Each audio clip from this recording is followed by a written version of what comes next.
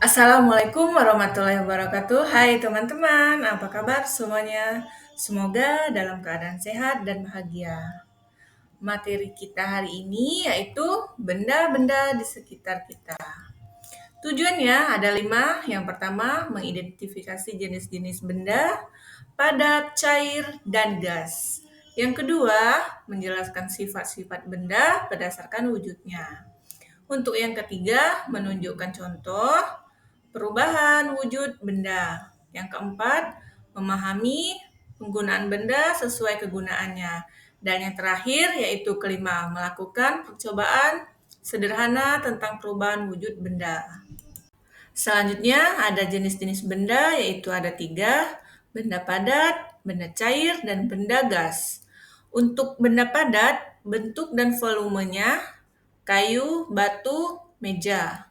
Untuk benda cair, bentuk berubah mengikuti wadah, volume tetap, air, minyak. Dan yang terakhir, benda gas berbentuk volume tidak tetap mengisi ruang udara asap. Nah, di sini ada sifat-sifat benda. Yang pertama, padat, yaitu keras atau lunak, kuat tidak mudah berubah bentuk. Yang kedua, di sini cair, mengalir dari tempat tinggi ke rendah, menekan ke segala arah. Dan yang terakhir yaitu gas, menekan ke segala arah, bisa mengembang dan mudah bergerak. Nah, di sini ada perubahan wujud benda, mencair, padat ke cair, atau bisa kita sebut di sini es menjadi air.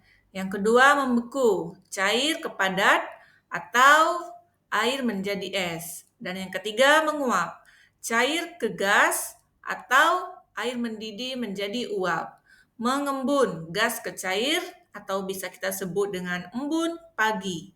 Dan yang terakhir, menyublin, padat ke gas atau kita bisa sebut kapur barus.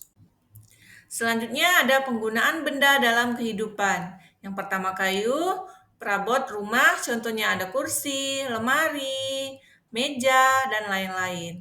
Yang kedua air. Air ini bisa kita gunakan untuk minum, memasak, mandi. Dan yang ketiga bahan bakar, memasak atau bisa kita sebut dengan LPG.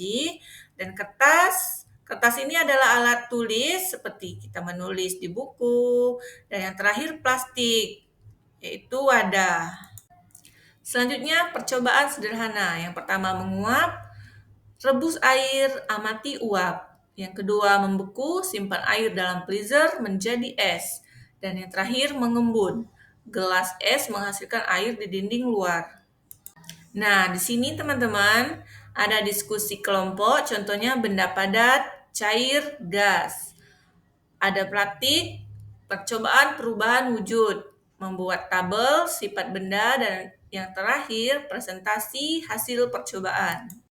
Nah, teman-teman, bisa kita simpulkan di sini, benda di sekitar kita berwujud padat, cair, atau gas. Setiap benda memiliki sifat sesuai wujudnya. Benda dapat berubah wujud karena pemanasan atau pendinginan. Pemanfaatan benda harus sesuai sifat dan kegunaannya, dan percobaan sederhana membantu memahami perubahan wujud benda. Baik, itulah materi dari saya. Jika ada yang belum paham, bisa langsung tanyakan dengan saya. Tetap semangat belajar dan jangan pernah menyerah. Semoga bermanfaat. Sampai jumpa di video selanjutnya. Terima kasih. Wassalamualaikum warahmatullahi wabarakatuh.